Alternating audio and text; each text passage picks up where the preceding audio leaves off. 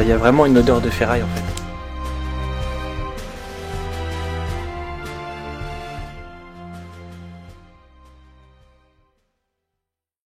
Yo les amis, on se retrouve pour une nouvelle vidéo d'Urbex cette fois-ci. Donc là on est actuellement déjà sur le lieu.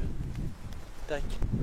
Donc c'est une fonderie située sur la région de Rennes, construite dans les années 1900, plus précisément en 1908, et qui a été fermée en 1988 définitivement. Oula, il a failli tomber déjà dès le début là. Donc pour cette Urbex on est en compagnie de Gwen et de Kylian.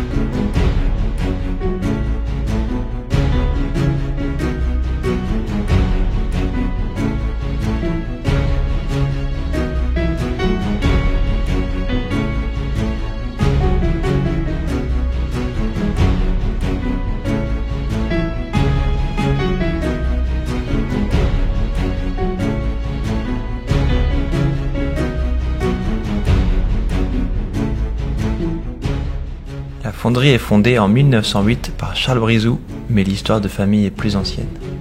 En 1822, son père, Pierre Brizou, achète des forges dans une commune avoisinante. Elles se composeront d'un haut fourneau pour la fusion du minerai de fer et d'un atelier pour la fabrication de la fonte moulée.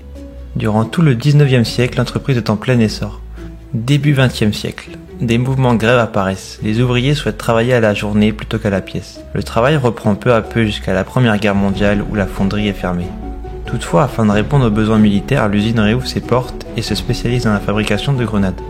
En 1908, la fonderie que nous visitons aujourd'hui du fils Charles est créée. Les premières coulées auront lieu 2 ans plus tard.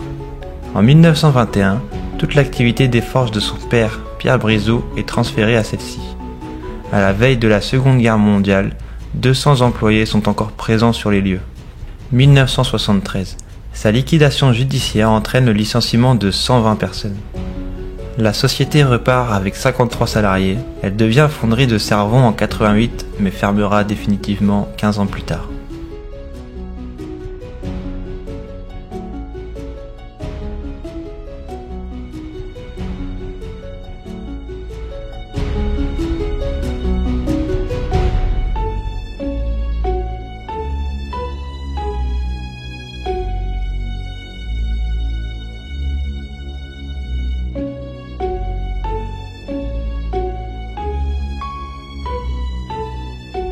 J'arrive dans certains endroits de l'usine, il y a vraiment une odeur de ferraille en fait.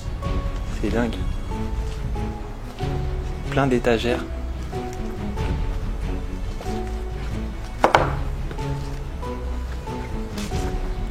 Il y a encore des compteurs électriques.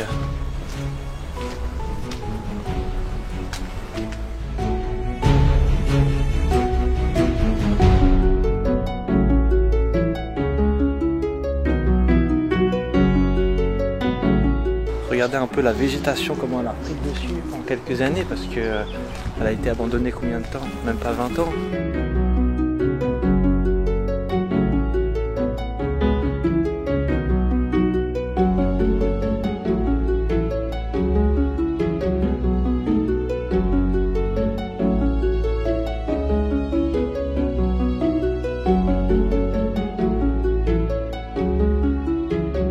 On n'a pas de chance, on arrive un jour où il pleut.